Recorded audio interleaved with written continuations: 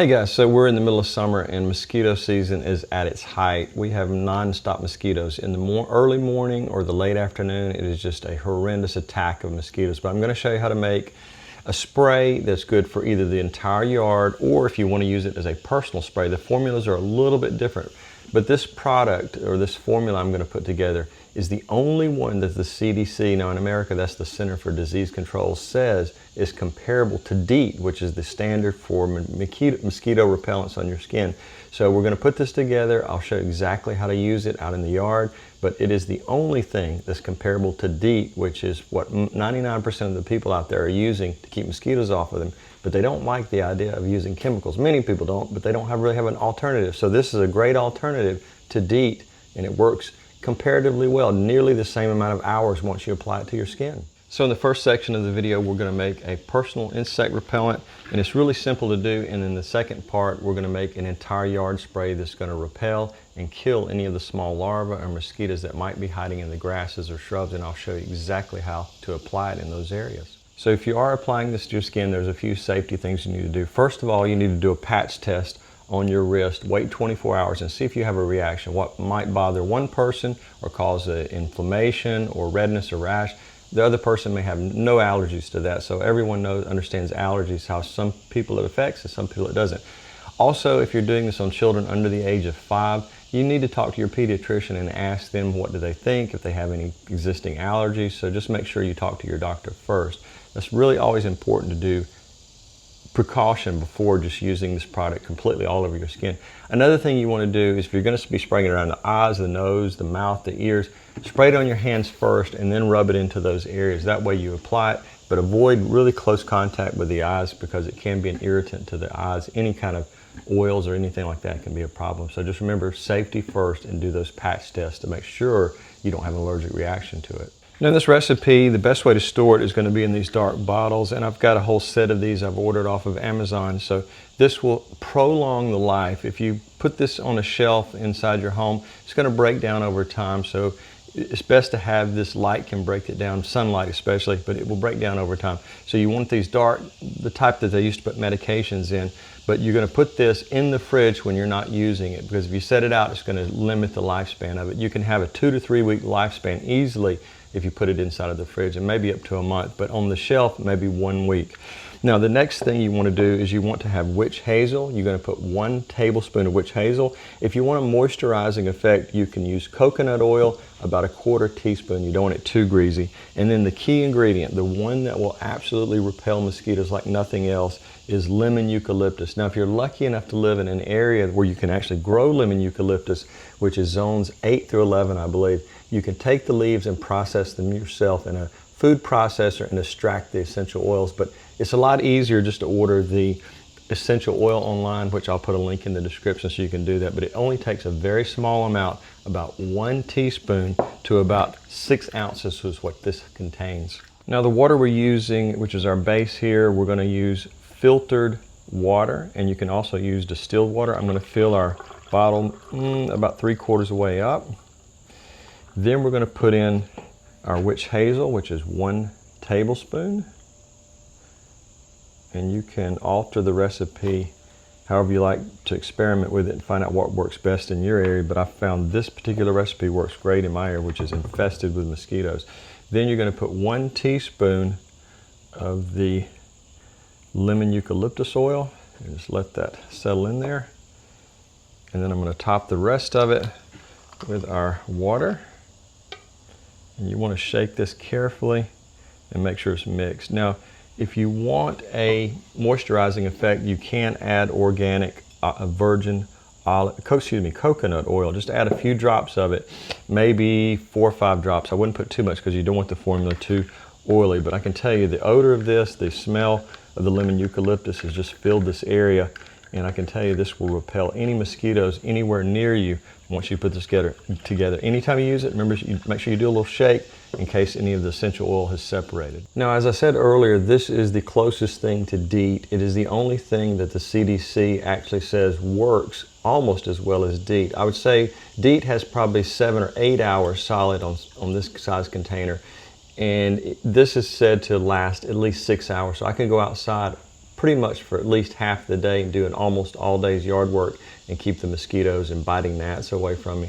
Now I keep this in my fridge next to my morning cream for my coffee, and I can just spray myself as I'm going out the door if I'm going to do a lot of yard work that day. So this is the best thing I've found as far as having something that's convenient, easy to put together, and that lasts almost as long as DEET. Now I've got a lot of other formulas for mosquitoes, but this one lasts the longest that I've discovered. So I would try this. We're going to switch over to doing the yard spray. I'm going to go out into the yard and show you exactly how to spray it once we mix the formula in our larger sprayer. So the application products, you can use something like this 4-gallon sprayer. You could use this very small solo sprayer. It all depends on what area size you're trying to repel the mosquitoes from. If it's just a small patio area, you may get away with something as a one gallon pump sprayer like this. Or if it's just an area where you have a swing, you could apply it with just a handheld sprayer like this. So remember, it's all about where you're repelling the mosquitoes from, what size area you're trying to do that. So I'm going to walk around the yard. I'm going to mix up 1 gallon of the outside spray to repel the mosquitoes, and I'll show you how to do it in this large sprayer. Now, I'll put links in the description to this sprayer and my solo sprayer and a lot of the products I use, but this is one of my favorite things to use in the garden. I have 3 of them now. One for specific products, one for specific formulas I'm putting in the garden, and then for other things I want to keep them separated, so I'll just label it with a small piece of tape so I'll know exactly what I'm using in each sprayer. So just remember, you want to make sure you clean out the sprayer before you use it after each use, especially if you're going to use it somewhere where you're going to have sensitive plants. If you've put any kind of herbicide in it before, there could be a residue left over. So the first component is our filtered water. The second is going to be a soap. We need something that's going to act as a surfactant to stick to the leaves, the grass blades, the shrubs, anywhere you're spraying. I like to use Castile soap because it's one of the safest soaps you can get. I believe it's made from vegetables, but you can use your standard kitchen liquid dish soaps. It's just I'd be a little bit more careful around sensitive plants. So I'm going to stick with this. We're going to use 1 tablespoon. Now this is to mix 1 gallon, so you'll need to multiply it if you're going to fill up a large sprayer like this. So we're going to use 1 tablespoon of the Castile soap. And we need to make sure we shake this once we have it in there. And then we're going to use 2 tablespoons of the lemon eucalyptus essential oil. And there's a lot of things you can add to this to boost the effectiveness. It all depends on what you want to do. If you're going to have a barbecue and you want to enhance it even more, you could add garlic powder. You'd want to make sure it's very well mixed and dissolved. But this one, I'm just making the most basic formula possible. I'm going to go out to the garden and I'll show you exactly how to apply it in various places throughout the garden. Okay, I've installed our 20-volt battery in our sprayer here, and I'm going to try to carefully add. And boy, it does have a very strong smell. We're going to carefully add this to our sprayer.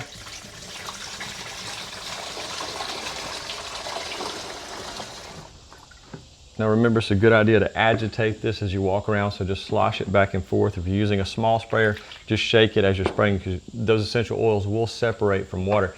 Also, another tip on the type of water, if the water is a little bit slightly on the warm side, a little bit, not hot, but just a little bit on the warm side, it might keep the oils from separating quite so quickly, so you won't have to agitate it quite as quickly as you're doing your spray as you go around whatever area you're spraying in.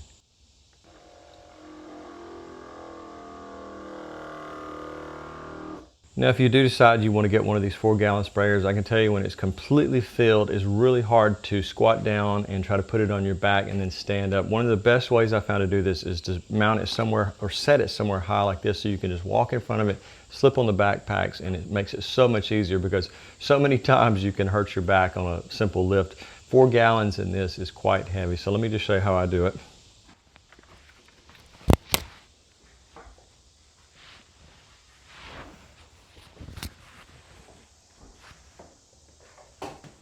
Now, if you're going to be spraying an open grass area like this where kids are playing, it's a good idea to mist spray it. Don't stream spray it. You want to just do a light, gentle mist over the entire grass area, and that's going to repel the mosquitoes out of the area and make it a safe place for kids to spray.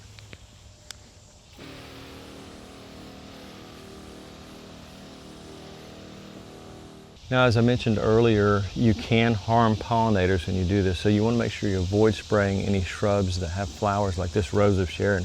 I'm going to only spray around the base of it. Now, the ornamental grass in the back has no flowers on it, so you don't have to worry about spraying big fountain grasses like that. So just make sure that if you observe your garden and if you see a lot of pollinators going into a particular plant, stay away from it. Sometimes the flowers can be so small you may not even notice it. They may be in their early stages. So just avoid that and spray around the base of plants like this so you can protect your pollinators.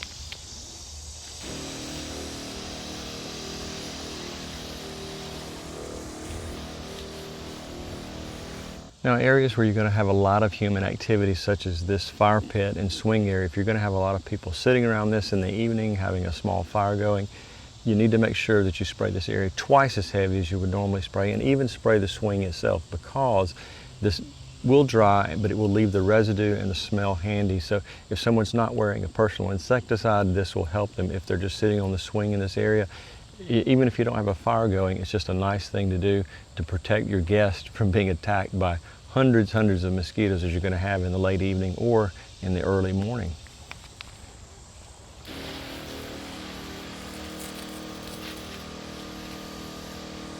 Now, like this gravel driveway I don't worry so much about it unless I know people are going to be traveling from the house back to the fire pit. So you don't have to worry so much about these areas because you're not going to have a lot of mosquitoes hiding in gravel, but they can come from areas just off of the gravel. So you might spray around the edges of it, any type of shrubs or in the base of any trees that are there. Again, avoid the flowers as you go there. But if you know there's going to be a high traffic area, it's not a bad idea to spray the gravel or sidewalks wherever people are going to be walking quite a bit.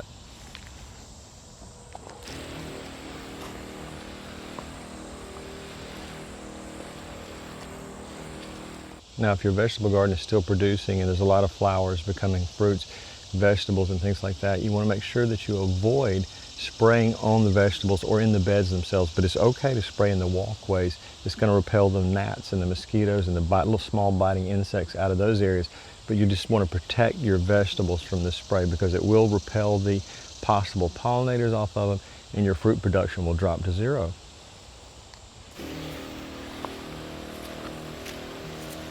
Now, another thing to remember, if your summertime guest or your family are going to be hanging out on a deck area, mosquitoes can find their way up through the deck and from around the edges of it. It's one of those places that people don't think about spraying, so if you can get under your deck, it's a good idea to spray under there. Also, in the case of my deck, I can't get under there because it's too low to the ground, so I'm going to spray all the cracks and crevices where everyone's going to be hanging out and making sure that there's not mosquitoes coming up between the deck boards and biting people if they're not wearing their own personal insecticide. So it's a great place to spray around a deck.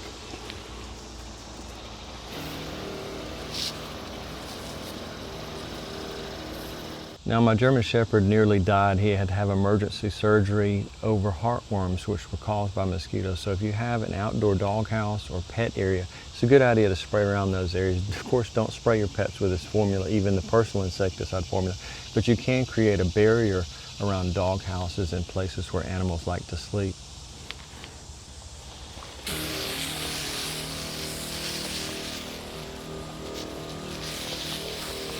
So let's head back into the greenhouse and I'll show you how to turn this simple backpack sprayer into a very expensive mosquito fogger. Now, previously I had made a video where I talked about how to make a homemade mosquito fogger. Those machines, I've priced them lately. They're anywhere from $600 up to over $1,000, so they can be very expensive. But if you already have the backpack sprayer, which most gardeners have some type of backpack sprayer, you can combine a leaf blower, a relatively inexpensive leaf blower that most gardeners have one of those as well. Combine the two and you can create a very inexpensive, compared to the one that you buy online, mosquito fogger. So I think I have a video, I'm almost positive I did a video recently where I talked about how to make one of these, and I'll put the link right up here. So that's one of those things that you can create a fogger that covers a much greater area if you have a large area to cover and lots of shrubs. Now, let's say you have a problem with ants or other insects and you want to get mosquitoes and ants at the same time. There's a couple more things you can add to it.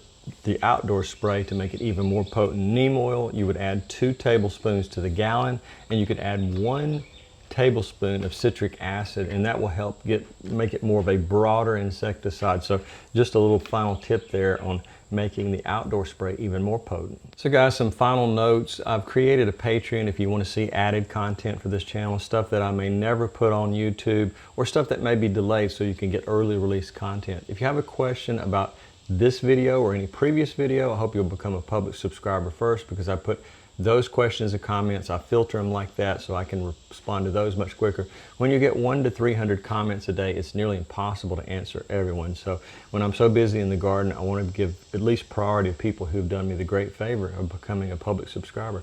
So guys, I really appreciate you watching and have a great day.